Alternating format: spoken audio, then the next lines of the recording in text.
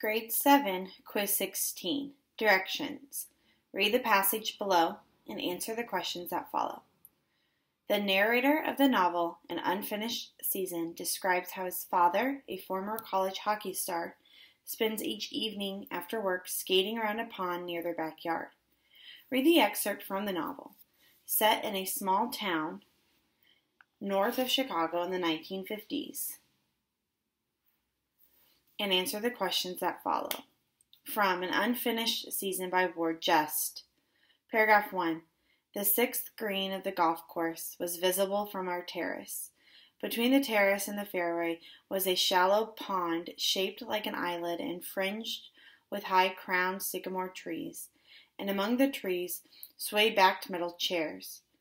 That was where my father went each evening when he returned home from work, duck walking in his skates, his long stick over his shoulder, huge in pads and decades-old leather gloves, a worn green jersey, the number 33 still distinct on the back, and a black wool balaclava.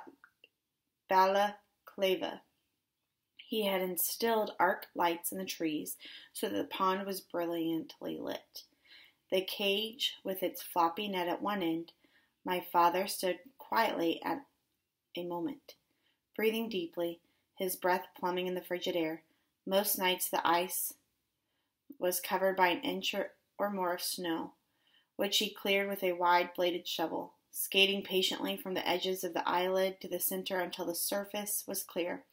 Then he opened the small duffel he carried and scattered half a dozen pucks on the ice, using a sidearm motion as if he were skipping stones over water. Then he would step gingerly onto the ice and begin to skate in earnest, long, powerful strokes around the pond, tapping the stick on the ice to some mysterious rhythm. Then he would rotate and skate backward, his elbows close to his body, his knees churning. He looked as indestructible as a truck. After a few minutes of warm-up, he would execute a sweeping curve and take the puck up the ice, nudging it gently as if he were an eggshell, swiveling left and right, his head high, and at the last moment fired the puck into the net. He rarely took a slap shot. Slap shots hinted at desperation, and he believed in patience and thorough preparation. Due diligence, he called it. It was easy to imagine the defensemen, he eluded, confused opponents scrambling to check him or to steal the puck. My father did not stop until 6 pucks were in the net, and at that time he took 1, 2, 3 victory laps, skating as fast as he could around the perimeter of the pond, his stick held high above his head, hearing the tick-tick-tick of the stick striking the bare branches of the sycamores. I imagine he was remembering his days at Dartmouth College, captain of the most undefeated hockey team in his senior year. He was 50 now, his hair thinning and his waistline spreading. Nearsighted, behind wire-rimmed glasses, on the ice he looked 20 years younger. I watched all this from my desk in my second-floor bedroom, school books piled around me, my father's athletic skill a momentary distraction from European history, art appreciation, and Spanish. Everyone said we looked alike, but I didn't believe it. The photograph on my desk showed an outdoorsman, a few years older than I am now. Burly in Dartmouth leather sweater. I am taller than he is, and thin, an indoor man. When they say I look like him, they mean our mannerisms are similar, the way we walk, our gestures, and our voices. Paragraph 2.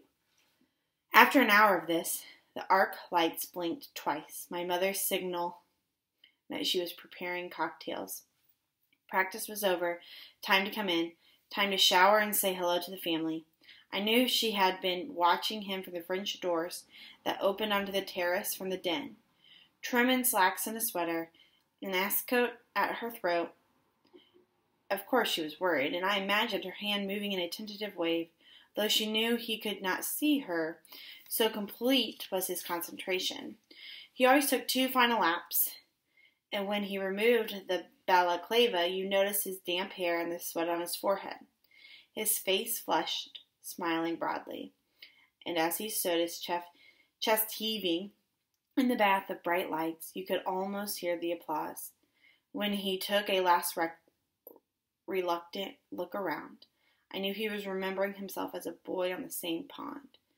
Those interminable winters, when the icicles were as thick as your arm, vibrating from the howls of the wolves on the prairie swept away in the low, undulating wells like a great inland ocean.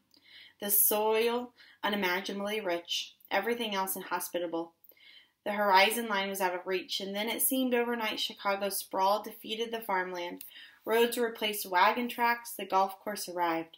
My father stood on the ice, shimmying on his skates, looking at the fairway in the darkness, remembering that a barn once stood there, stark against the empty sky, and beyond it cornfields for miles and miles.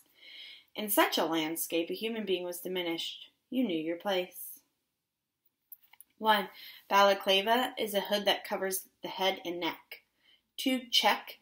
Make body contact. Question 1. Read the sentences from the excerpt in the box below. I imagine he was remembering his days at Dartmouth College. I knew he was remembering himself as a boy in the same pond.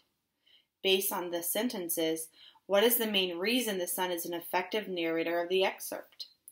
A. He understands his father well. B. He has a strong sense of honesty. C. He knows the history of the region. D. He shares a love of literature with his father. 2. What is the most likely reason the author uses long sentences when describing the father's skating? A. To suggest that the father has a lot on his mind. B. To emphasize the anxiety of the father's family.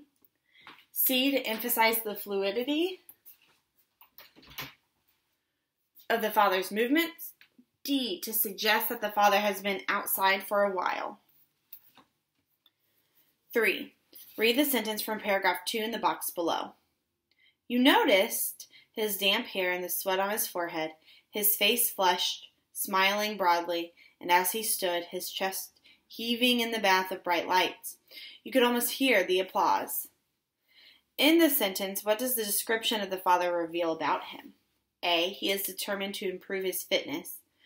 B. He is transported to the glory of his youth. C. He is being dramatic in order to amuse his son. D. He is contemplating a new direction in his life. 4. Read the last 2 sentences of the excerpt in the box below.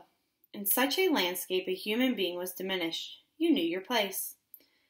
How does the ending differ from the rest of the excerpt? A. It identifies the son's attributes. B. It emphasizes the appeal of the city. C. It downplays the father's prominence. D. It minimizes the importance of education. 5. Based on the excerpt, describe the narrator's attitude toward his father.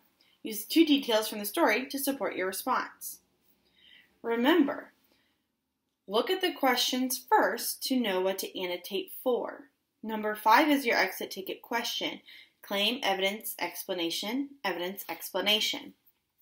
When Miss Trombley and I come around, you are expected to prove your answers from the text, tagging the evidence that supports your answer for each question.